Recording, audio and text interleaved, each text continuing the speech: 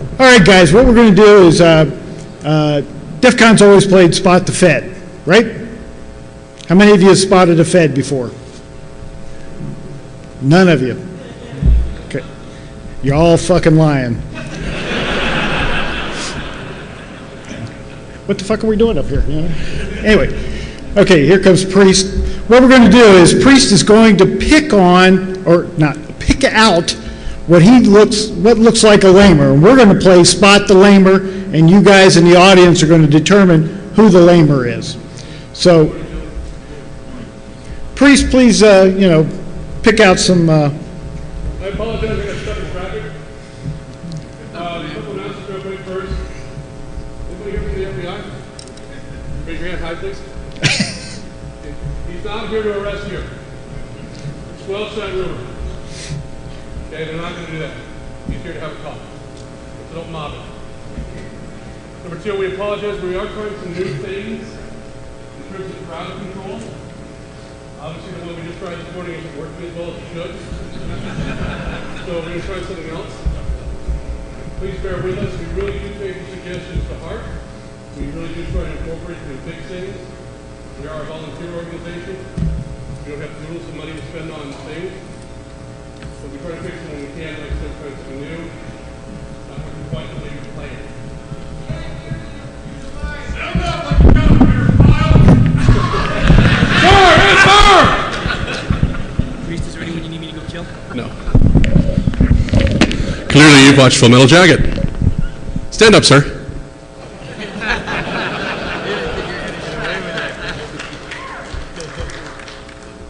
Come on down, Private Snowball. Come on down, sir. No, don't sit down. Is that you? Ted, stand up. Sit down. I didn't say Simon Says. Stand back up. Let's see how many times we can do this. Oh, there we go. Uncle Sam's misguided children. Okay, what I was saying was, we apologize. We are trying some new things in terms of crowd control. Obviously, it's not working this morning. We apologize. We do take your suggestions to heart. We do try to correct the problems that we find. Obviously, the one we have right now is not working. We are also having is anyone here from DHS? Next panel is DHS, and I can talk about them since they're not here. It's a DHS experiment. It's to find terrorists. So if the guy next to you is not sweating out in the hall, probably a terrorist. Turn him in. I know that you're not sweating, Jim. Like Jim explained, we're going to do the Spot the Lamer. So I'm going to walk amongst you and basically pick people out. Anybody you want. Get some females, though. I already warned them they may have their pictures taken. Oh, yeah. For instance, here, this is a more press-friendly DEFCON in here. So if you are a wanted felon, you are working undercover, keep that in mind. Because they are walking freely and they can take your photographs. And you will capture the flag area. There will probably be press in here filming this because it's funny. Also, I'm still heading out in the river.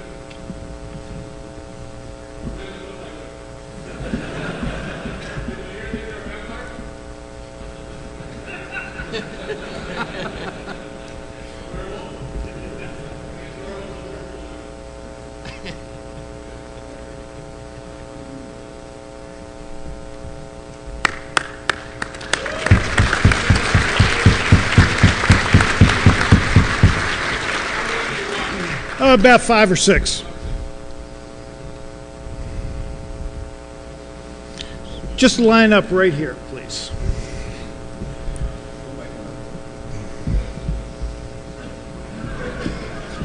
Right out in front, where everybody can see you. Right behind the big guy in the red shirt. Priest, you're doing a good job. I don't think we need to go any further. These guys look pretty lean.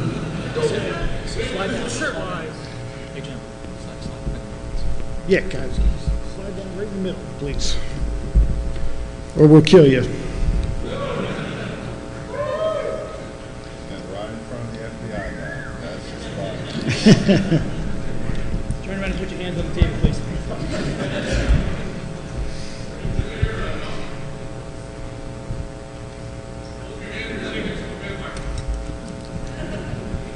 Hey, priest, there's some more gals over here.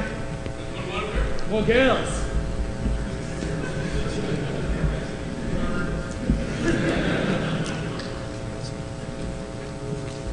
Motivate, that's the word we use, motivate.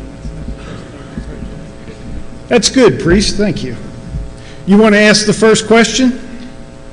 Nah? Okay, we're going to number you guys. Look at me. 1, 2, 3, 4, 5, and 6. Okay. Number 1. The question is, where do you store your porn?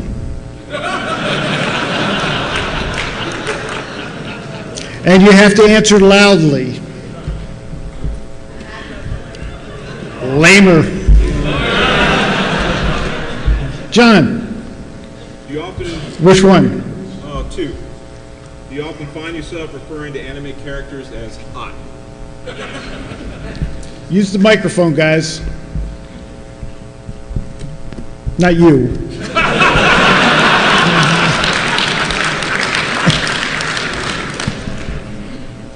All right, number 3.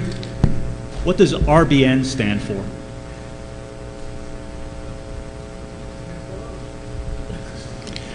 Lamer. I'm not telling you. Go ahead. Trent.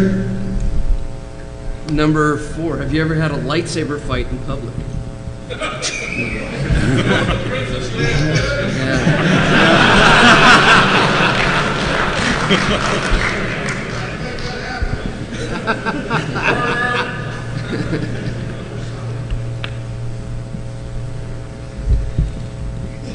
Number 3, do you patch your neighbor's network computers to avoid malware infestation while you borrow their wireless bandwidth?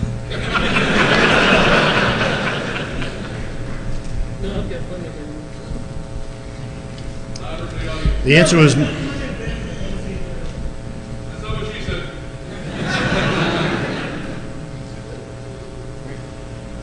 So, do you love your laptop more than you love your significant other? Do you love your laptop more than you love your significant other? which number? Which number? No. Yeah. No? So number 4. All right, sorry. She just wants to answer. Okay. Number 5, pay attention here, because you could have done this when you were drunk and you might not remember, but that's not an excuse. Louder. Have you ever tried to get a picture with Jim Christy? Oh, Jesus. Look me in the eye. That she remembers, Jim. Do you remember? No, I don't remember Okay. shit.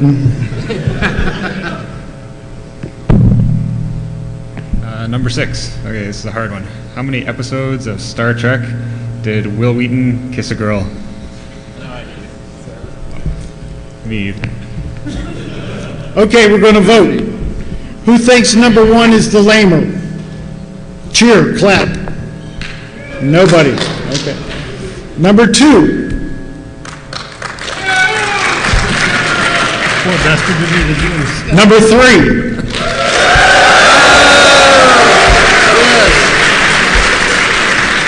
Number 4.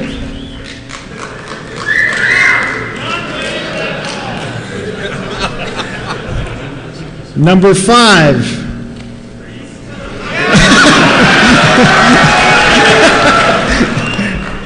Number 6.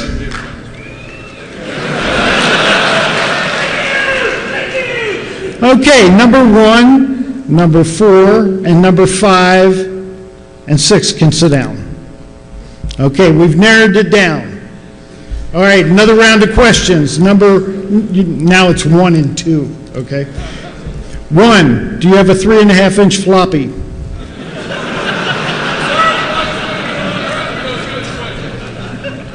Are you inviting me to get that? Would you like to see that? Sarah? Where's Sarah? Oh, good. Number 2, would you use an ATM at DEFCON? Barry, use the mic. All right, number 1. What reading material do you keep in your bathroom? Reading material, magazines. Yeah, number 4.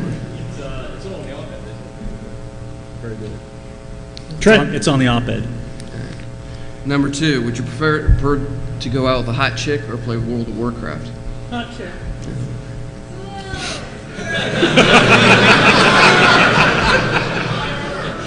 My Tom. sister plays Warcraft. Go gay.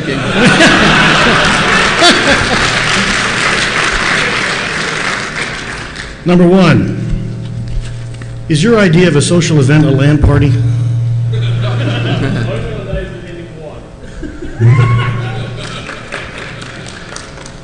All right.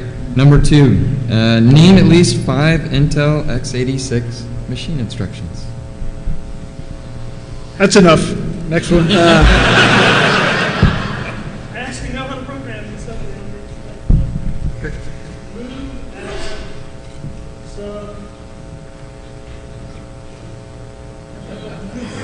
No help, no help. Hop. Number 1, have you ever purchased virtual gold or virtual weapons with real money?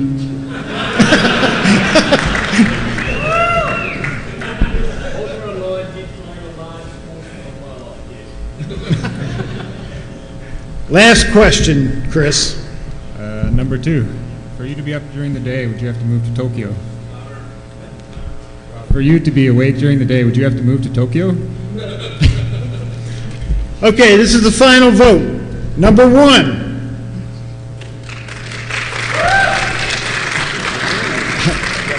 I'm not sure I have to ask any more flippant questions. Number 2. Okay, number 1, you can have a seat. Number 2, if you would come up here, please. Would like to present you with the coveted Spot the Lamer t-shirt. Says, Feds burn another one at DEFCON 18. I also have a coin for you. If you would walk down. All the Feds have swag for you. Coveted 50-year deck of playing cards, NASA. Badge. Thank you. Challenge coin, patch. Thank you. Come on, you got this. Take a bullshit flag.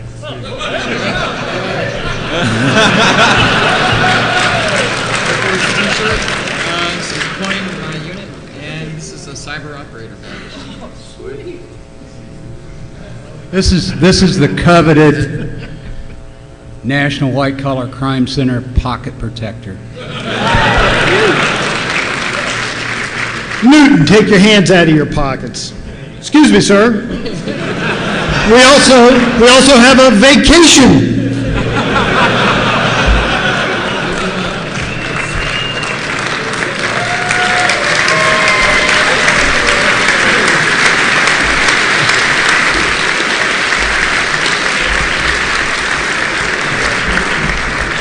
All right, anybody else want to play some more contests?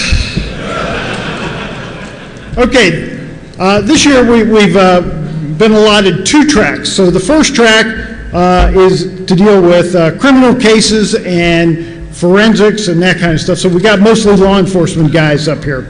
At 1 o'clock we have another panel to talk about cyber strategies and policies. So if you'd come back at 1 o'clock for that. Thanks, Priest. Sure, please. So the runners-up, thank you for participating. Please come see me afterwards. We have something for you as well. Not an arrest, but... Thanks, Priest. We have armed all our panelists with our coveted bullshit flags. So if we think your question is bullshit, we're going to let you know. If we think the answers are bullshit, we're also going to wave our flag. So, cheering is allowed. Now we're going to just do a quick introduction, and then we're going to open it up to questions, and we've got a microphone down here in the center aisle. This aisle. Okay, I'm Jim Christy from the Department of Defense Cyber Crime Center. Was a special agent with Air Force Office Special Investigation for about 24 years. Been a computer crime investigator the whole time. John. Tom, in the interest of keeping this brief, I'm going to set the stage. I'm John Garris. I run the NASA Computer Crimes Division. We catch hackers. Over to you. Very good. My name is Barry Grundy. I'm a Assistant Special Agent in charge of the Treasury Department's Treasury Inspector General for Tax Administration. In brief, because I know that's not familiar to a lot of people, we oversee tax threats to tax administration internally and externally for the IRS. My name is Trent Teyema. I'm with the FBI. I run the National Cyber Investigative Joint Task Force, and I want to thank you for the job security.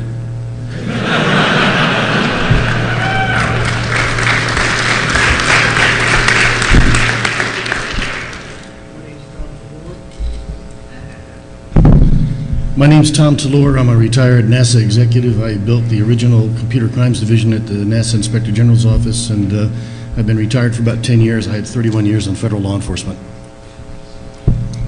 Morning, I'm Colonel Mike Convertino with the U.S. Air Force. I'm commander of the 318th Information Operations Group. My group performs reverse engineering, malware analysis, intrusion detection, and also provides defensive mechanisms, custom government-only defensive mechanisms to protect U.S. Air Force and DoD networks. Mike, before you pass it on, are you recruiting this year? We are. We have a large number of jobs that remain unfilled. We need good talent, and we don't really turn anybody away. Even when people have maybe stepped across the line, we redirect them to our... We don't turn anybody away who crosses the line. We have a special line for them. Well, yeah.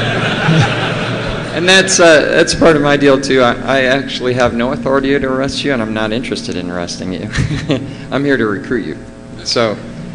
come see me after. Oh, no.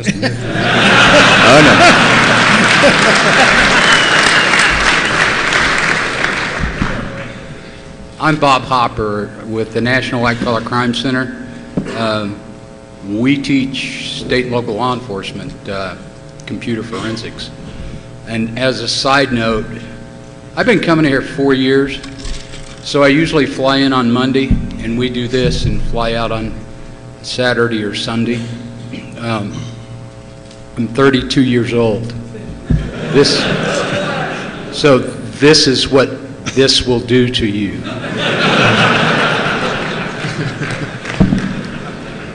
Loud, Chris. Hi, I'm Chris Mitchell. I'm a civilian member with the Royal Canadian Mounted Police. I help develop forensic software for our tech crime program.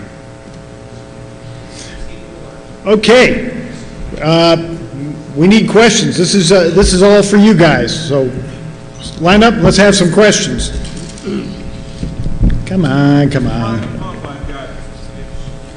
I've got another highly coveted STS Endeavor Mission Medal. For someone who asked a good question, to be determined later, of course. Yes, sir. Hi. I just heard recently that the mastermind behind the Mariposa botnet was just taken down. Do you guys have any information on that? Yeah, the Slovenian police arrested them Tuesday. The Spanish police arrested a few other people, I think, early this summer, along with stuff that we did domestically. Yeah, that just happened. Nobody's behind you. You got a second question? Go. Line up, guys, if you got questions. Do you folks communicate with each other on problems, issues? How the hell do you think they got here? No, I mean at work.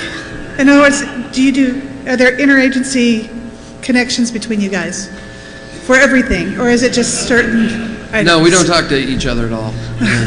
I've never met these people in my life. Yes, we do. There are a lot of working groups and task forces that work on various cybercrime issues in particular. The IGs, the Treasury Inspector General and for Tax Administration, and the NASA IG, the smaller computer crimes unit actually do rely on each other, on the FBI and some of the larger agencies very much for intelligence and support in the field. So yes, there's a lot of So does this carry to local areas? In other words, like sheriff's departments and police, city police forces and so on? Actually, yes, it does. And it's U.S.-wide then? Okay. Yes. Thank It's you. actually international, not just U.S. Yes. Do you notice the Royal Canadian Mounted Police, they come from Canada.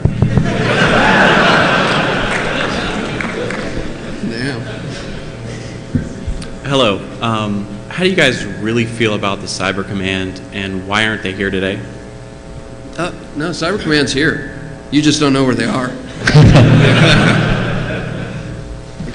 Yeah, the Air Force in every service has a component that it offers, forces that it offers to Cyber Command. So when you say Cyber Command is not here, I guess I'm effectively their representative. So if you have any questions, let me know.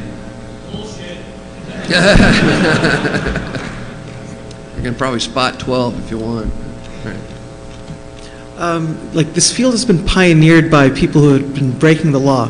Now, when I was going through my training and all that, the message was that in order to stop this behavior, we have to stop hiring the people who are violating the systems that we're building. Now, what I just heard is that you're looking for people and you're not too worried about the fact that lines have been crossed. Is that a shift again in the industry position? Well, I'm the one who said that I didn't mind people crossing the line. But remember, these guys are law enforcement guys, so they do care if you cross the line.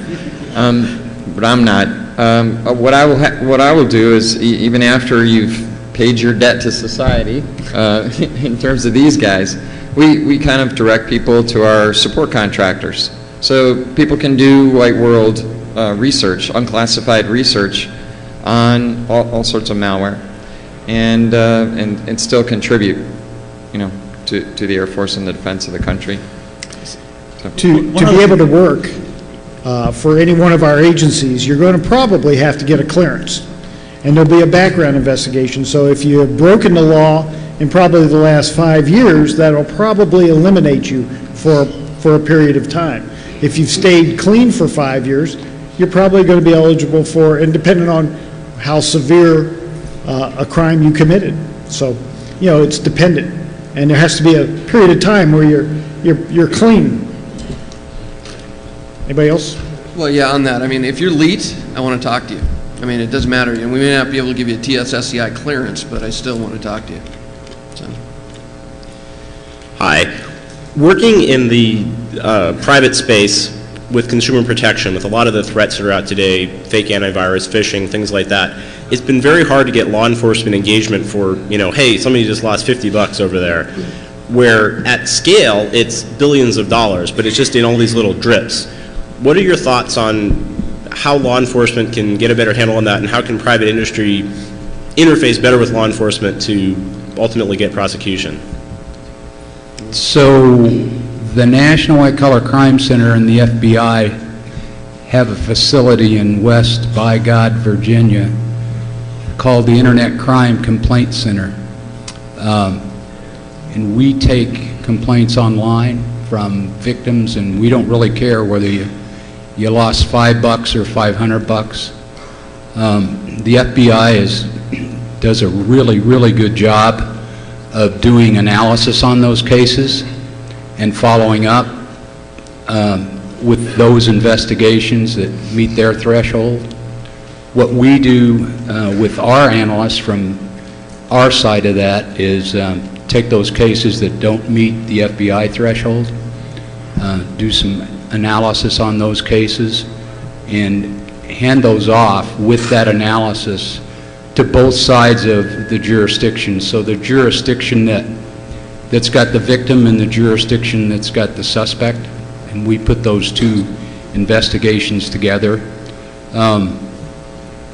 We had a conversation about this yesterday about ISPs and credit card companies and various other people that are involved in the fraud chain retaining data, because what we find is that person that lost $20 that normally wouldn't have their case investigated might be part of a fraud that's $1 million fraud once you cobble all those cases together. So once they're aggregated and codified into one single investigation, that victim might actually get some satisfaction.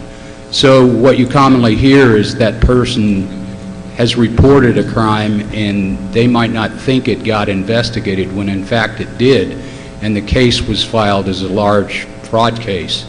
They just weren't called to testify. So they actually might not know that the case actually got investigated. Yeah, to piggyback on what Hop was saying, we benefited from the Triple C's work, Internet Crime Complaint Center, on a Nigerian case where NASA was victimized, but it wasn't quite at the level that was enticing to many U.S. attorneys' offices, particularly in the larger jurisdictions like Washington, D.C., New York. We go there, we found out that our guy was directly associated with over $750,000 of lost complaints, and we know that's just a fraction of the damage that he's done. That tipped the scale and got people interested, and we ended up arresting him. And he spent 1.5 years in Nigerian prison. I think that's a pretty good outcome. So the complaint center, the number of complaints has just grown phenomenally over the last 3 or 4 years. I think last year we were bumping 1 million complaints a year.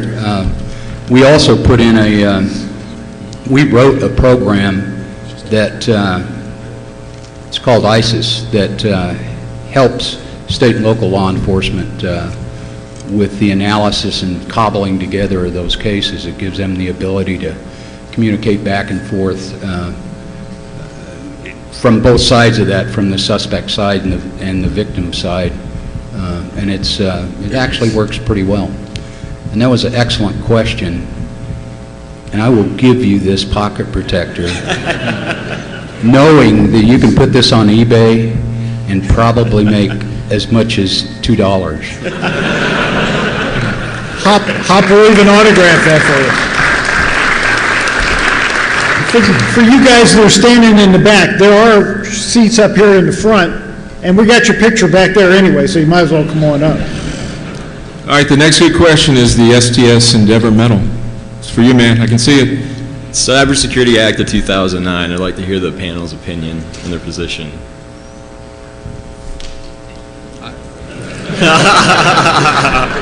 Could you repeat the question?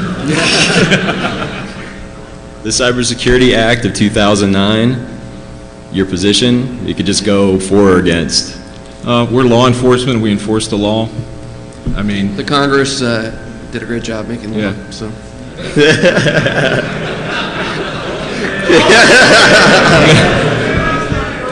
Hey, we got to have jobs when we go home, you know?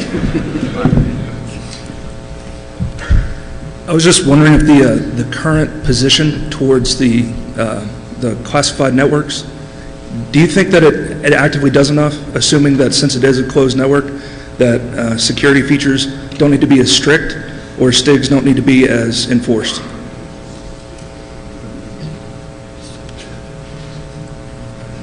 I'm not sure I grasp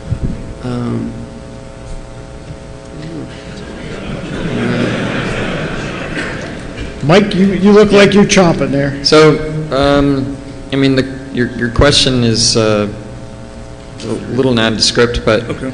as far as security, you're asking about security on our secured networks? Mm-hmm. Okay. Or classified networks? Well, we're not going to really talk about that too much. Number one. Fair enough.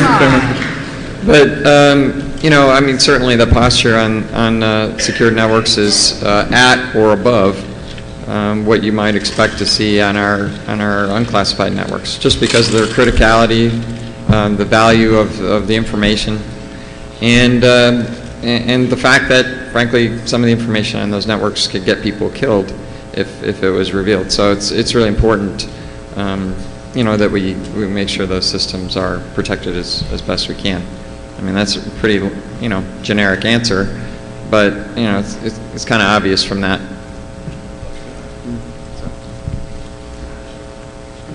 This could be considered a follow-on. What's the latest excuse for the leakage of 96,000 classified documents from the secured network?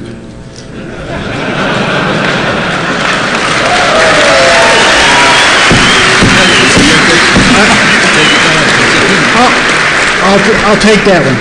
It just takes one stupid motherfucker. That's a human problem. One lying motherfucker with no integrity. That's all it takes. That answer it? Well said. Bullshit.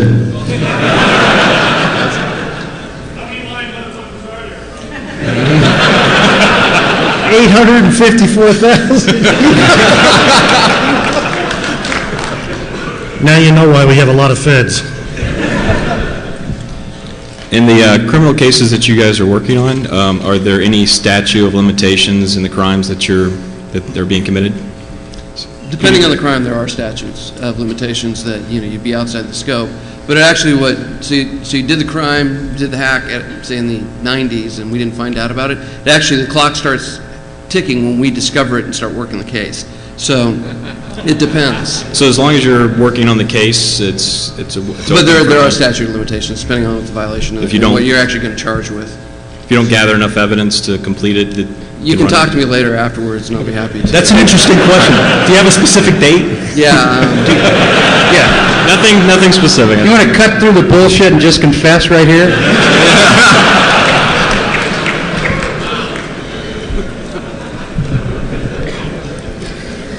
You guys talked about working groups between agencies and sharing information.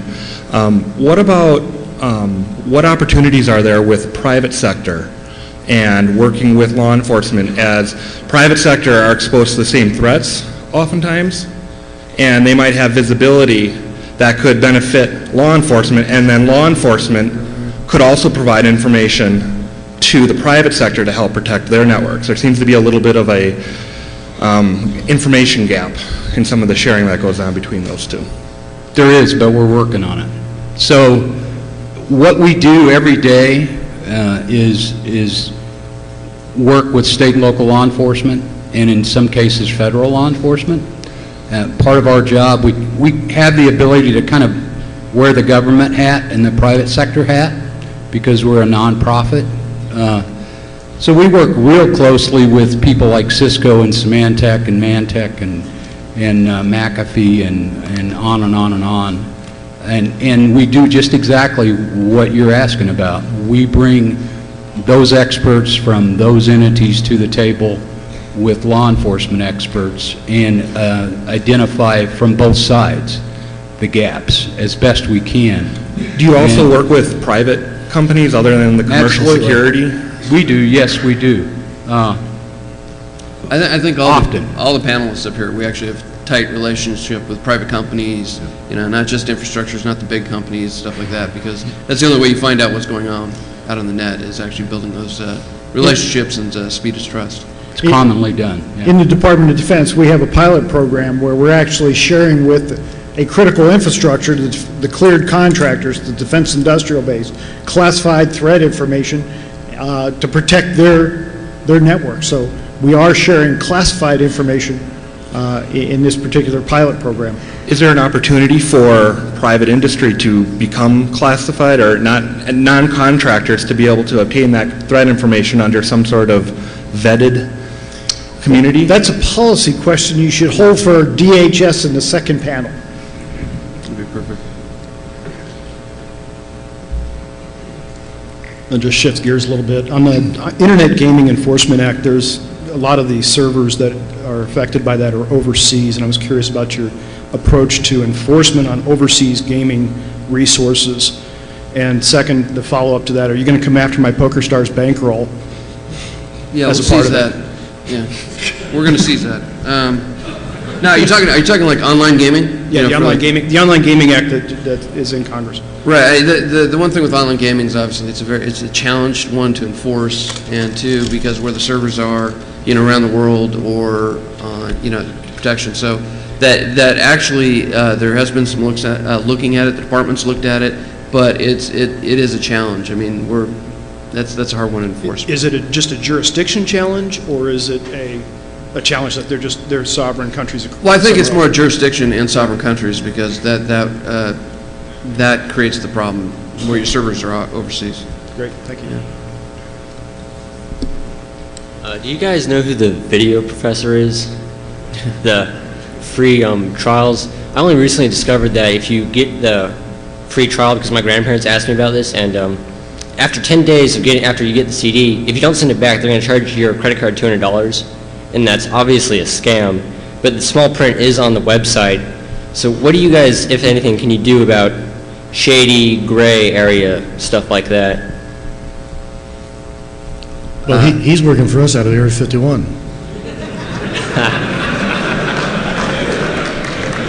Actually, in that gray area, the FTC, Federal Trade Commission, has some authorities and powers to address. That's where I would suggest you direct the complaint. In those gray areas where there's no clear violation of law. And actually with your state attorney general's office. Seriously, with that, bring it up, because the state might have problems with that more than the federal government. Right. Right. Thanks. This one's for my northern brother on the end here. You said you were a developer? Yes. Okay. And no offense to you, I was just wondering, why didn't the RCMP or CISA send an investigator? Why did they send a developer? They're standing in line behind you. Pardon me? They're standing in line behind you. Oh, no. Well, part of the reason I'm here is actually to attend some of the conferences and learn a lot. So I guess they thought maybe I would be able to take away a significant portion from that, I hope. So you got the short straw? Hopefully. That's cool. From a law enforcement standpoint, it's come out in several reports that the majority of the hosting services that have spam and other malicious activities taking place actually exist in the United States. Much of these activities are somewhat illegal and detrimental to our overall security and well-being. What, if anything, is law enforcement able to do or doing to assist in shutting down many of these hosting services that have these spam and other malicious activities taking place? Well, actually, we've realized some success working with the FBI, Secret Service. How many people have heard of MCCALLUM? MCCALLUM actually was taken offline by their upstream providers because there was just a storm of complaints for such a period of time. Ultimately, we got a search warrant which totally brought down their systems. A review of the data revealed the fact that they were opening up other bulletproof hosts. I mentioned the FTC. As you might imagine, a lot of the criminal element that's using these rogue ISPs, they're operating them are overseas, and we may not have a multilateral assistance treaty or any type of treaty for extradition. So in that particular instance, on 3FN, PriceWort, the other bulletproof host, quote unquote, we partnered with the FTC, and they have authorities for seizure.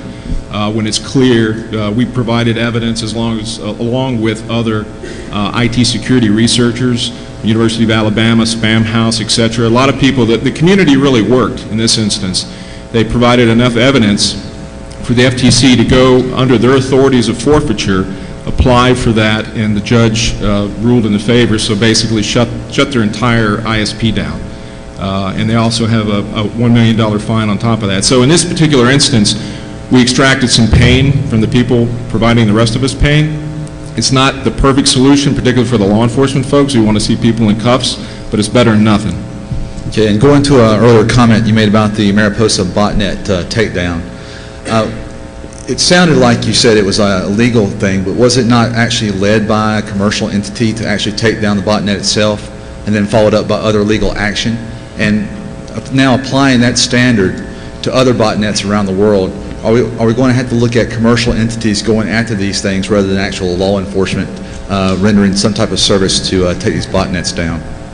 I think to answer your question, it's more that, yeah, we're going to have to work. It's a bigger problem. It's not just the law enforcement or feds and raid jackets coming out. It's going to be a community working together to bring down these things. Let me just quickly follow up on that. I'm aware of 3 cases just in California where there might be some people in this room that helped out on them, but I would expect there probably is. But it was a true partnership between people in the industry, basically collecting the evidence and handing it off to the right people, and it was the FBI and FTC, and in one case they chased a bad guy through 3 ISPs, finally completely got him shut down. But a lot of the bulk of that work was done by people in the industry. So the great partnership. Law enforcement certainly at the state and local level, don't have the capacity to impact that kind of problem. I mean, that's truly just, if the FBI and U.S. Secret Service, some other federal agencies weren't there, it wouldn't get impacted at all.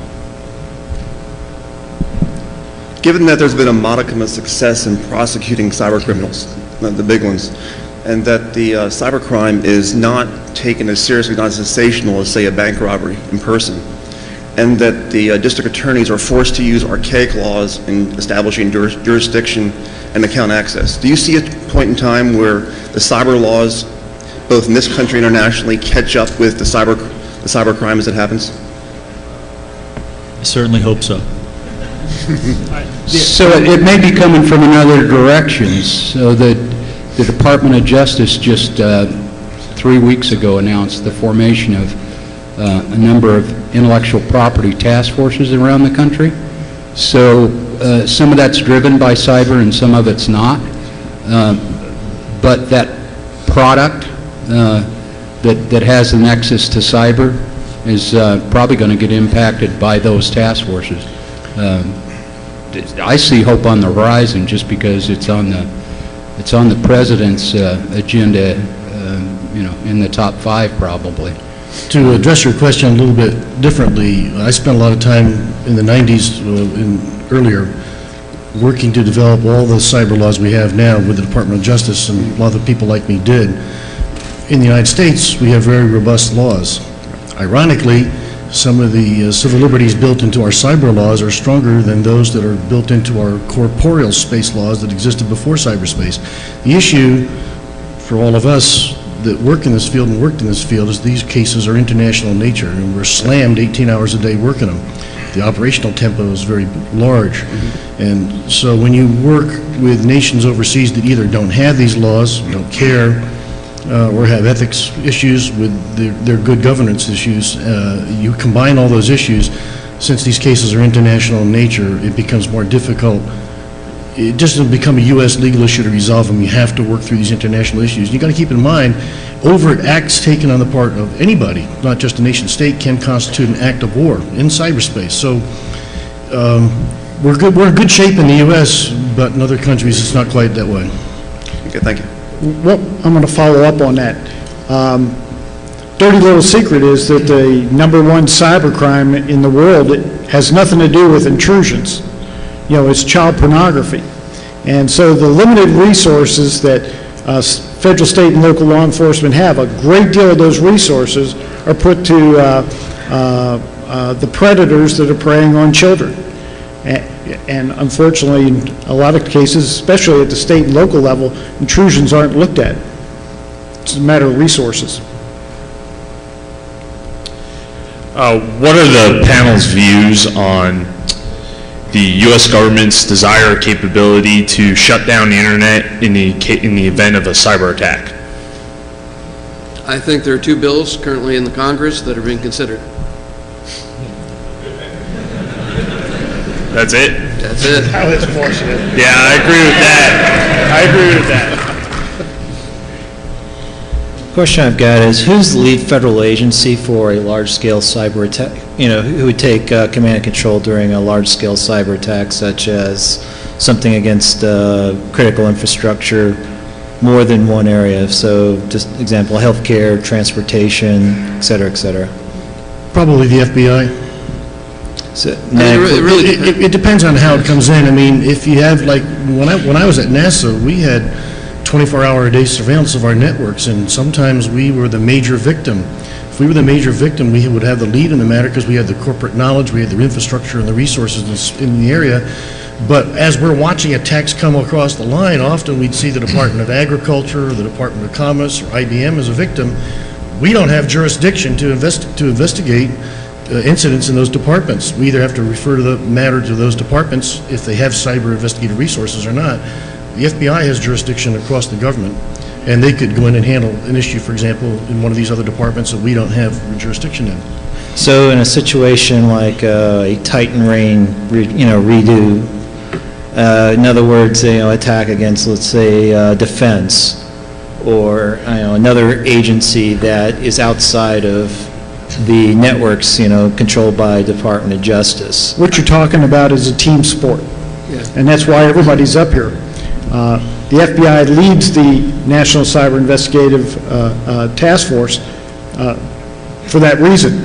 Everybody here just about is at that table plus, and it's a team sport, divide and conquer. Everybody's a sensor today, so when you're attacked, you got to gather the information from all the different sensors and analyze it, and it's definitely a team sport today. The people in the individual agencies that are law enforcement officers, like I was at NASA or when I was with the NCIS or the Defense Criminal Investigative Service, we're supposed to have vast vertical knowledge of what's going on in that department, because that's something the FBI just can't have. They got too many things to do, going laterally across the U.S. nation's law enforcement effort. So when you combine these vertical and lateral approaches, you hopefully get the type of team support you need to get things done. And that's what we try to do. This question is for the two NASA gentlemen on the panel. I've worked on a lot of DoD networks, and I know that it's really difficult in the NASA organization based on the leadership style of NASA, different from the other DoD networks. And I was wondering if you could speak to maybe two different items. One is on an enterprise level, how do you protect the individual machines? Because we know that the border is as safe as it can be, but most of the users are inviting the bad guys in. And so how do you detect the individual machines on the downside end, and what kind of tools are you going to put in? And what do you think the next best thing coming out of NIST will be to help with that? Well, I'll let John answer what's going on at NASA presently, and I'll be glad to add a historical perspective after that. With regard to the approach with NASA, first of all, NASA has several missions.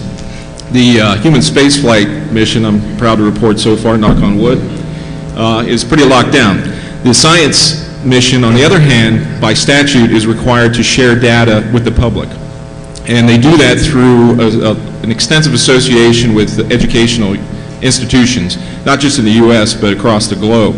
So the attack surface for NASA is significantly higher than many of your U.S. agencies.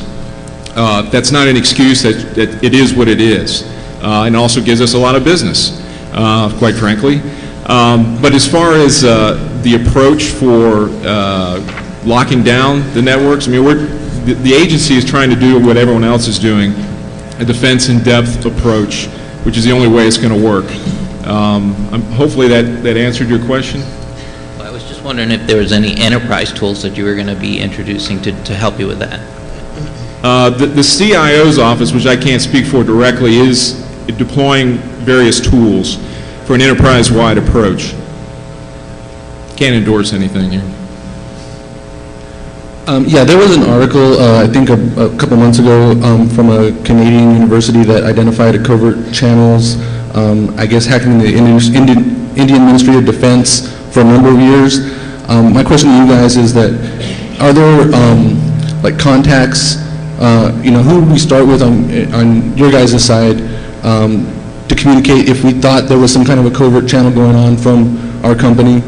To kind of start that process for identifying if in fact that is the case, and how there was another. I went to a security event where the presenter was a private security company that said there was upwards of 80% of the corporations out there had some kind of a rootkit in them, and that these kind of channels are quite common, and whether or not they're being used is the other thing. They might not be used.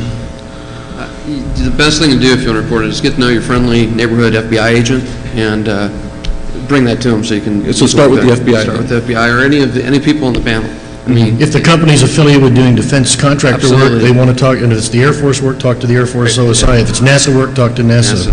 There's a lot of places they can go. It just depends upon, if it's a pure commercial business and commercial fraud, Right. commercial issue involved, the FBI would be most likely your best call on that. And do you guys see that or work with those people, those kind of events?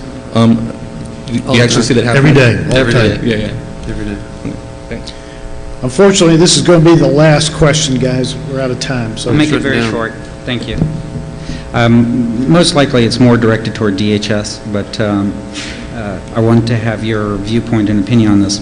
With the critical importance of the net, I understand the argument to network shaping and traffic control of ISPs and the government influence in that.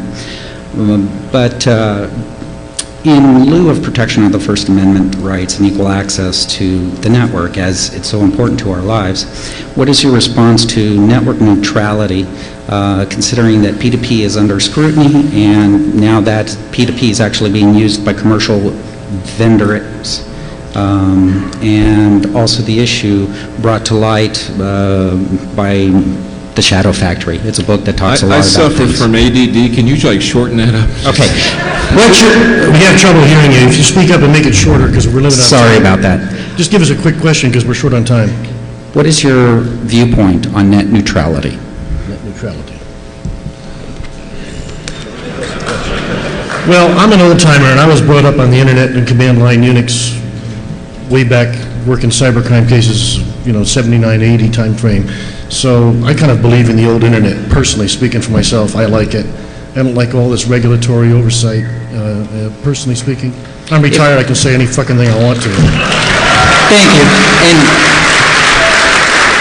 I mean, the real problem you have in this country is, it's very interesting, we live in a constitutional republic, but we have vast laws that criminalize just about everything. And so you've got this conflict between openness versus security in democracy, and it's a difficult issue. Thank you. I want to encourage everyone up there, because I understand your difficult jobs, but to press forward with net neutrality, because honestly, that's the way we're going to make U.S. stay the U.S. Okay, guys, thanks a lot. Don't forget, we have another Meet the Fed panel on policy at 1 o'clock right here. We do have a couple of bullshit flags left. Okay, and also, we're going to take these fine folks right across the hall to room 111, so if you were online and did not get your question answered, they will be able to do it over there. And please exit to the right. Children. Okay, what I was saying was, we apologize. We are trying some new things in terms of crowd control. Obviously, it's not working this morning. We apologize. We do take your suggestions to heart. We do try to correct the problems that we find. Obviously, the one we have right now is not working.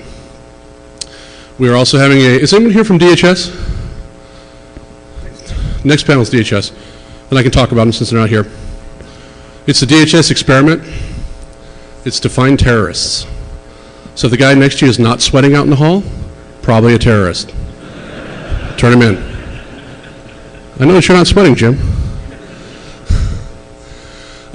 Like Jim explained, we're going to do the spot the lamer.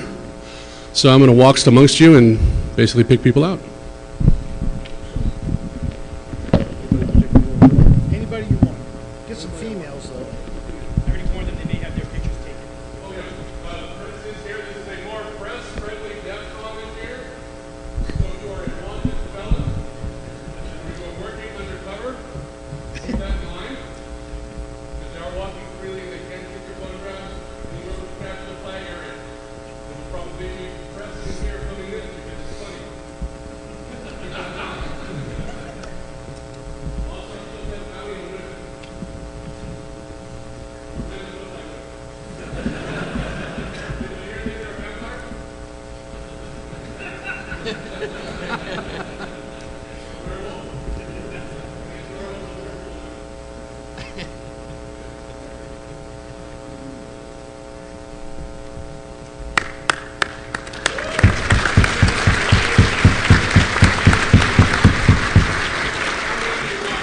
About 5 or 6.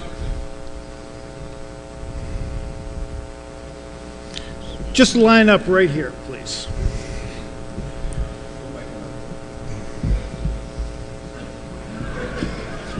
Right out in front, where everybody can see you. Right behind the big guy in the red shirt. Priest, you're doing a good job. I don't think we need to go any further. These guys look pretty lean.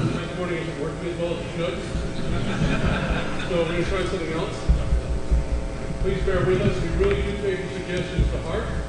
We really do try to incorporate them and fix things. We are a volunteer organization. We don't have tools and money to spend on things. But we try to fix them when we can, like sometimes something new. We're quite the way we plan. Stand up like a governor, Kyle! Sir! Yes, sir!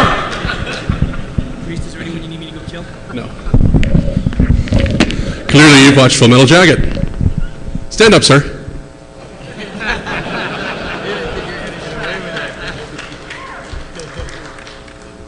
Come on down, Private Snowball. Come on down, sir. No, don't sit down. Is that you?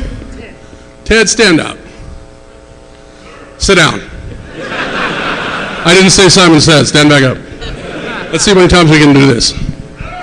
Oh, there we go. Uncle Sam's misguided.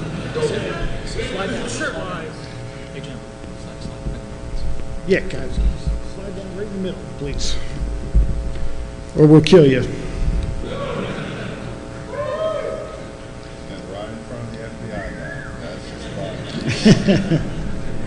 Turn around and put your hands on the table, please.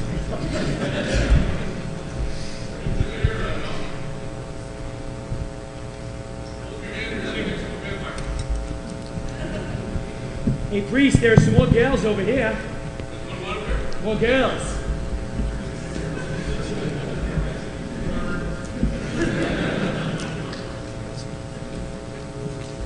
Motivate, that's the word we use, motivate.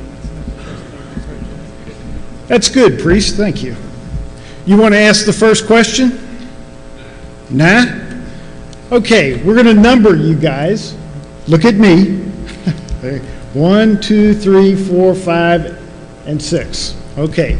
Number 1, the question is, where do you store your porn? All right, guys, what we're going to do is, DEFCON's always played Spot the Fed, right? How many of you have spotted a Fed before? None of you. Okay. You're all fucking lying. What the fuck are we doing up here? You know? Anyway. Okay, here comes Priest. What we're going to do is Priest is going to pick on, or not, pick out what looks like a lamer. And we're going to play Spot the Lamer, and you guys in the audience are going to determine who the lamer is. So, Priest, please, pick out some. I apologize, I got stuck in traffic. A couple announcements real quick first. Anybody here from the FBI? Raise your hand high, please. He's not here to arrest you. It's well-said rumor. Okay, they're not going to do that. He's here to have a call. So don't mob it. Number 2, we apologize. We are trying some new things in terms of crowd control. Obviously, the one we just tried.